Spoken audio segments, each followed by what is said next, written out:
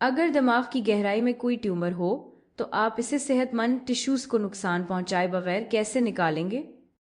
एक तरीका ये है कि एक अमल इस्तेमाल किया जाए जिसे गेमर नाइफ रेडियो सर्जरी कहते हैं। दिलचस्प बात यह है कि इसमें ना तो चाकू इस्तेमाल होता है और ना ही ये सर्जरी है। इसके बजाय ये रेडियो एक्टिव गेमा डिके इस्तेमाल करता है। लेकिन गेमा डिके असल में क्या है और ये ट्यूमर को सेहतमंद टिश्यूज को नुकसान पहुंचाए बगैर कैसे ख़त्म करता है, और हम गेमा डिके ही क्यों इस्तेमाल करते हैं, अल्फा या बीटा डिके क्यों नहीं? तो आइए जानते हैं। चले इसे वैसे ही देखते हैं जैसे हम पहले भी देख चुके हैं। अगर आपके पास अनस्टेबल न्यूक्लियस हों तो वो अल्फा या बीटा डिके के जरिए ज़्यादा मुस्तहकम हो जाते हैं। हमने अल्फा और बीटा डिके पर अपनी पिछली वीडियोस में काफ़ी बात की है, तो अगर आपको मज़ीद मालूमात चाहिए तो आप उन्हें देख सकते हैं। लेकिन यहाँ जो बात अहम है वो ये है कि डॉटर न्यूक्लियस कभी कभार एक्साइटेड यानी पुरजोश हो सकते हैं। इसका क्या मतलब है, ये तो हम पहले भी सुन चुके हैं, है ना? जब बात एटम्स और इलेक्ट्रॉन्स की हो तो शायद आपको पहले ही पता हो कि अगर आप कोई भी एटम लें, कोई भी एटम जिसके इर्द गिर्द इलेक्ट्रॉन्स हों, तो इलेक्ट्रॉन्स मुख्तलिफ एनर्जी लेवल्स पर मौजूद हो सकते हैं। आम तौर पर इलेक्ट्रॉन सबसे कम एनर्जी लेवल पर रहना पसंद करते हैं, जिसे हम ग्राउंड स्टेट कहते हैं। लेकिन अगर आप किसी तरह इसे काफ़ी एनर्जी दे दें तो आप इस इलेक्ट्रॉन को ऊंचे एनर्जी लेवल पर ले जा सकते हैं। इसी को हम एक्साइटेड स्टेट कहते हैं। एक्साइटेड स्टेट का मतलब है कि इलेक्ट्रॉन किसी ऊंचे एनर्जी लेवल पर है। अब इलेक्ट्रॉन्स को इस हालत में ज़्यादा देर रहना पसंद नहीं, इसलिए वो जल्दी से वापस ग्राउंड स्टेट पर आ जाते हैं। और जब वो ऐसा करते हैं तो एनर्जी का फ़र्क फोटॉन की सूरत में खारिज हो जाता है। और यही होता है मसलन एलईडी में, जो आजकल आपको बहुत सी टार्चों में मिलती हैं। जब आप एलईडी में करंट गुजारते हैं तो इसके अंदर इलेक्ट्रॉन्स एक्साइटेड होकर ऊंचे एनर्जी लेवल पर चले जाते हैं, और फिर जब वो डी एक्साइट होते हैं तो फोटॉन खारिज करते हैं और इसी तरह वो रोशनी देते हैं। और अंदाज़ा लगाएं, कुछ बहुत मिलता जुलता यहाँ भी हो रहा है। पता चला कि जैसे इलेक्ट्रॉन्स की सूरत हाल में होता है, बिल्कुल वैसे ही प्रोटॉन्स और न्यूट्रॉन्स के भी न्यूक्लियस के अंदर मुख्तलिफ एनर्जी लेवल्स होते हैं। और जब अल्फा या बीटा डिके के बाद डॉटर न्यूक्लियस बनता है तो कभी कभार प्रोटॉन्स और न्यूट्रॉन्स ऊंचे एनर्जी लेवल्स पर हो सकते हैं। इसी को हम कहते हैं कि न्यूक्लियस एक्साइटेड है। तो अब आगे क्या होगा? जैसे इलेक्ट्रॉन्स के साथ होता है, न्यूट्रॉन्स वापस ग्राउंड स्टेट पर आ जाएंगे, और जब वो ऐसा करेंगे तो वो फोटॉन खारिज करेंगे।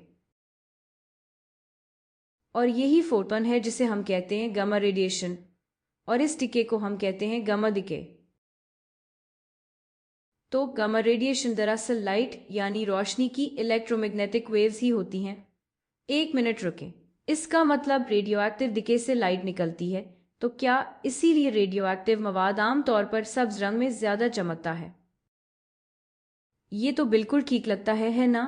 नहीं, ये तस्वीरें और जो आप कार्टून्स में देखते हैं वो बहुत गुमराह कुन हैं। रेडियो एक्टिव अशिया ऐसे नहीं चमकती हैं। लेकिन क्यों?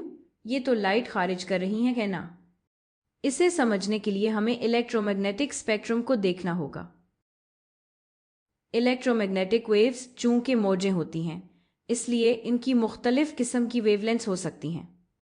अगर आपके पास लंबी वेवलेंथ्स हों तो हम इन्हें आम तौर पर रेडियो वेव्स या माइक्रोवेव्स कहते हैं, और छोटी वेवलेंथ्स में हम अल्ट्रावायलेट लाइट और एक्सरेज की तरफ जाते हैं। और यहाँ आप फौरन देख सकते हैं कि हमारी आंखें सिर्फ एक खास हद की वेवलेंथ को देख सकती हैं। तो अब सवाल ये होगा कि वेवलेंथ को अब कौन मुतय्यन करता है? वेवलेंथ फोटॉन की एनर्जी पर मुनहसर होती है। आपको याद होगा कि लाइट की वेव की फितरत भी है और पार्टिकल जैसी फितरत भी। फोटॉन्स लाइट के पार्टिकल्स होते हैं। अब अगर आपके पास कम एनर्जी वाले फोटॉन्स हों तो वेवलेंथ लंबी होगी। इन दोनों के दरमियान इन्वर्स रिलेशनशिप है, और अगर आपके पास ज़्यादा एनर्जी वाले फोटॉन्स हों तो वेवलेंथ छोटी होगी। जितनी ज़्यादा एनर्जी होगी वेवलेंथ इतनी ही छोटी होगी। अब अगर आप वो फोटॉन्स देखें जो इलेक्ट्रॉन ट्रांजिशन से LED में मिलते हैं तो उनकी एनर्जीज इसी इलाके में आती हैं और इसीलिए हम इसे देख सकते हैं। कुछ फोटॉन्स ऐसे भी होंगे जो इंफ्रारेड और अल्ट्रावायलेट के इलाके में होंगे जो हमें नज़र नहीं आते, लेकिन ज़्यादातर फोटॉन्स विजिबल इलाके में होंगे। तो अब सवाल ये है कि गामा फोटॉन्स की एनर्जी क्या होगी। असल में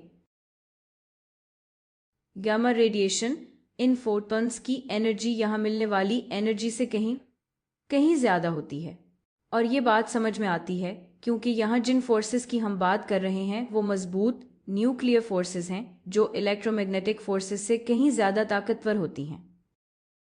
तो जब एक प्रोटॉन और न्यूट्रॉन एक एक्साइटेड न्यूक्लियस में ज़्यादा एनर्जी से कम एनर्जी पर आते हैं तो जो फोटॉन निकाल रहा होता है इसकी एनर्जी बहुत ज़्यादा होगी इन फोटॉन्स के मुकाबले में जो यहाँ निकल रहे होते हैं।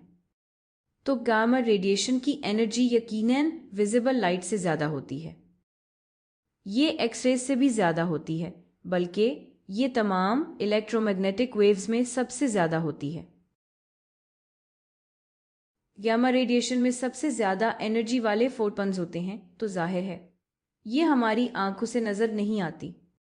तो चाहे ये गामा रेडिएशन निकाले जो इलेक्ट्रोमैग्नेटिक वेव्स हैं और तकनीकी एतबार से लाइट है, हम इसे देख नहीं सकते। तो इसलिए रेडियोएक्टिव डिकेस चीज़ों को नहीं चमकाती।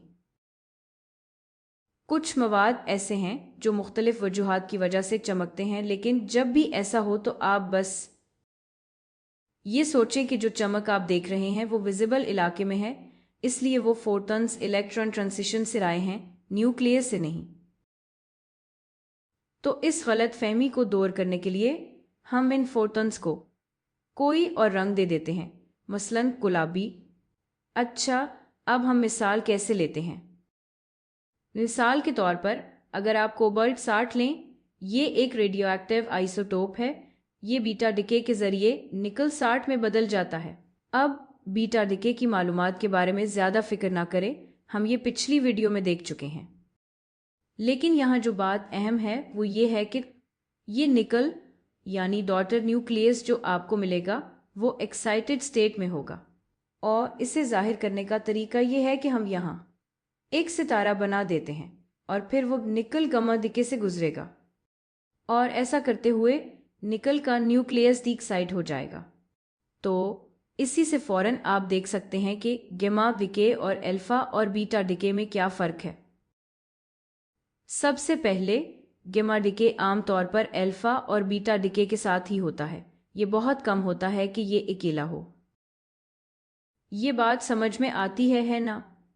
क्योंकि जब अल्फा और बीटा डिके हो जाए तो डॉटर न्यूक्लियस एक्साइटेड स्टेट में होते हैं और जब वो डीएक्साइट होते हैं तब ही गामा फोटॉन मिलता है। तो ये बात समझ में आती है। आप तवक्को करेंगे कि गामा डिके अल्फा और बीटा के साथ हो, अकेला नहीं। यानी ऐसा हो सकता है लेकिन वो बहुत कम वक्तों में होते हैं। दूसरा बड़ा फ़र्क ये है कि अल्फा या बीटा डिके में आइसोटोपस बदल जाते हैं क्योंकि प्रोटॉन्स की तादाद बदल जाती है, लेकिन गामा डिके में देखें ऐसा नहीं होता।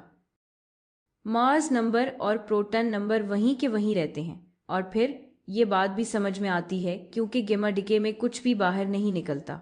कोई प्रोटॉन्स और न्यूट्रॉन्स एक दूसरे में तब्दील नहीं हो रहे जैसा कि यहाँ हो रहा है। बस प्रोटॉन्स और न्यूट्रॉन्स ज़्यादा एनर्जी लेवल से कम एनर्जी लेवल पर छलांग मार रहे हैं।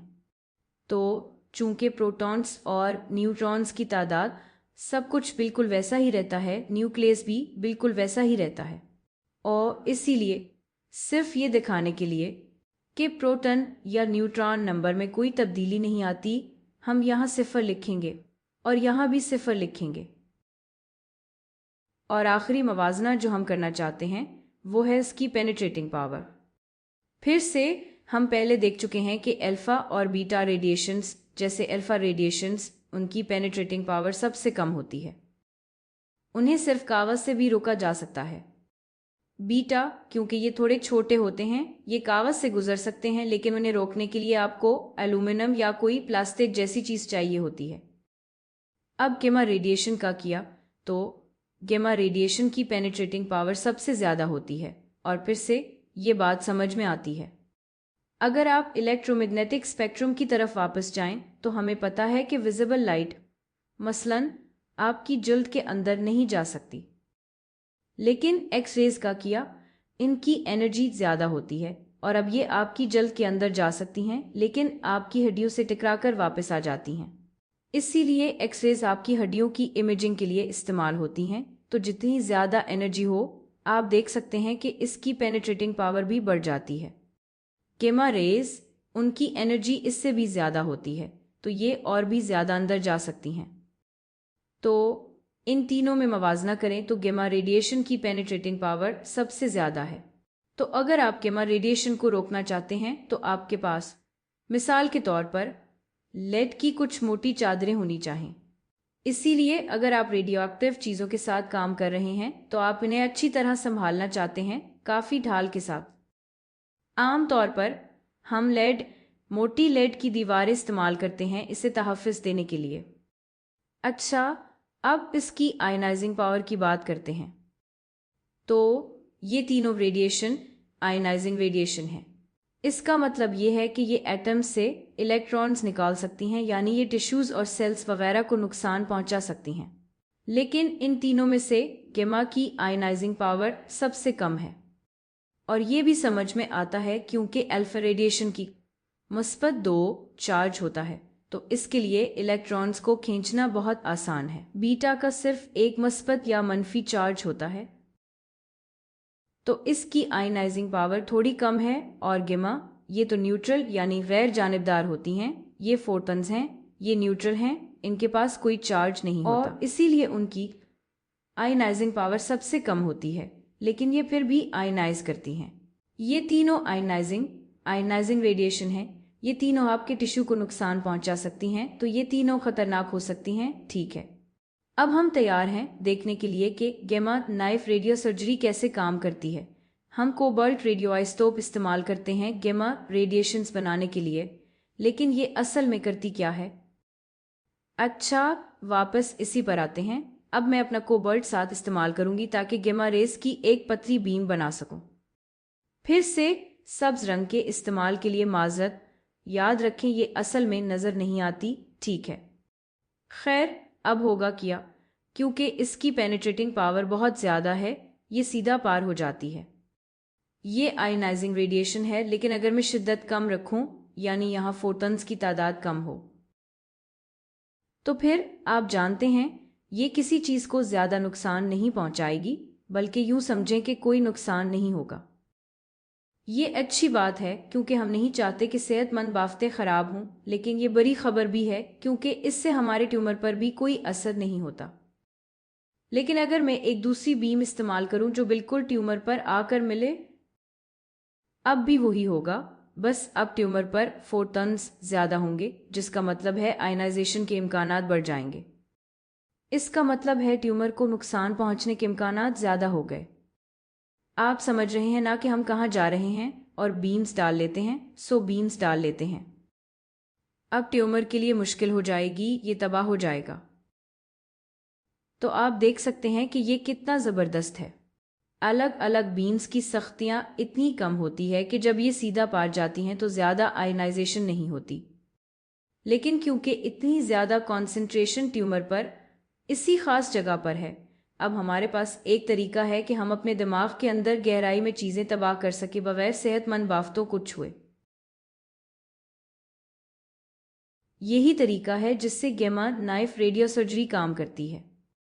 और आप देख सकते हैं कि हम गेमा रेडिएशंस क्यों चुनते हैं, अल्फा या बीटा क्यों नहीं, क्योंकि गेमा की पेनिट्रेटिंग पावर सबसे ज़्यादा है। अगर आप अल्फा या बीटा इस्तेमाल करते तो वो शायद दरमियान में ही कहीं रुक जाते। उनकी आयनाइजिंग पावर भी ज़्यादा होती है, यानी बाफ्तों को ज़्यादा नुकसान पहुंचता, इसलिए गेमा रेडिएशन सबसे बेहतरीन इंतखाब है। मुझे तो ये बिल्कुल हैरत अंगेज़ लगता है।